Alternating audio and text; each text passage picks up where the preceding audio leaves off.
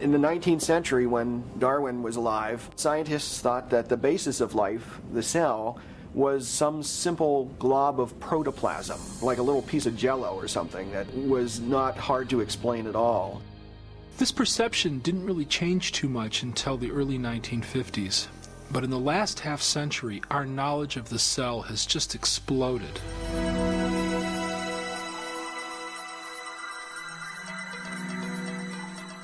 Today, powerful technologies reveal elaborate microscopic worlds.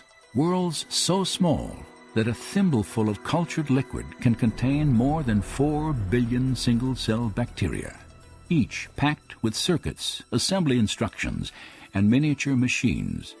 At the very basis of life, where molecules and cells run the show, we've discovered machines, literally molecular machines.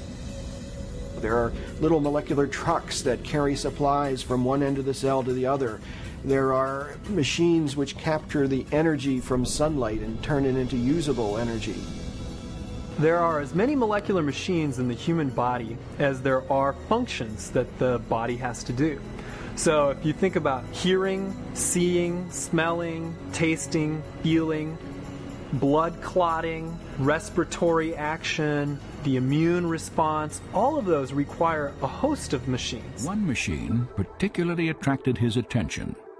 I remember the first time I looked in a biochemistry textbook and I saw a drawing of something called the bacterial flagellum with all of its parts in all of its glory. It had a propeller and the hook region and the drive shaft and the motor and so on. I looked at that and I said, that's an outboard motor. That's designed, that's no chance assemblage of parts. Behe's reaction was not surprising.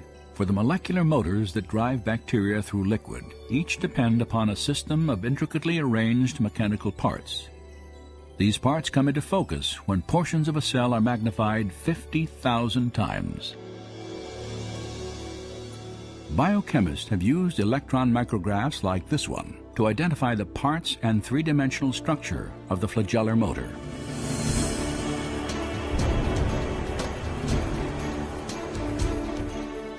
In the process, they have revealed a marvel of engineering on a miniaturized scale. Howard Berg at Harvard has labeled it the most efficient machine in the universe. These machines, some of them are running at 100,000 RPMs and are hardwired into a signal transduction or sensory mechanism so that it's getting feedback from the environment.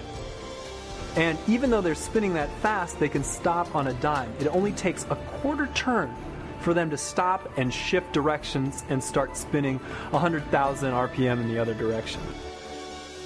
And just like outboard motors on motorboats, it has a large number of parts which are necessary for the motor to work. The bacterial flagellum, 2 gears, forward and reverse, water-cooled, proton motive force. It has a stator, it has a rotor, it has a U-joint, it has a drive shaft, it has a propeller, and they function as these parts of machines. It's not convenient that we give them these names. That's truly their function. Since its discovery, scientists have tried to understand how a rotary motor could have arisen. Studies of the bacterial motor have indeed revealed an even deeper level of complexity. For its construction not only requires specific parts, but also a precise sequence of assembly. You've got to make things at the right time. You've got to make the right number of components. You've got to assemble them in a sequential manner. You've got to be able to tell if you've assembled it properly so that you don't waste energy building a structure that's not going to be functional. Building a molecular machine has been compared to the construction of a house, where workers follow a detailed blueprint and plan for assembly. The foundation of a house is poured before the walls are erected. Plumbing and electrical fixtures are installed prior to enclosing the walls of the structure. Windows must be hung before siding is applied, and shingles are attached only after plywood sheets are nailed to the rafters. So it is with the construction of a flagellar motor.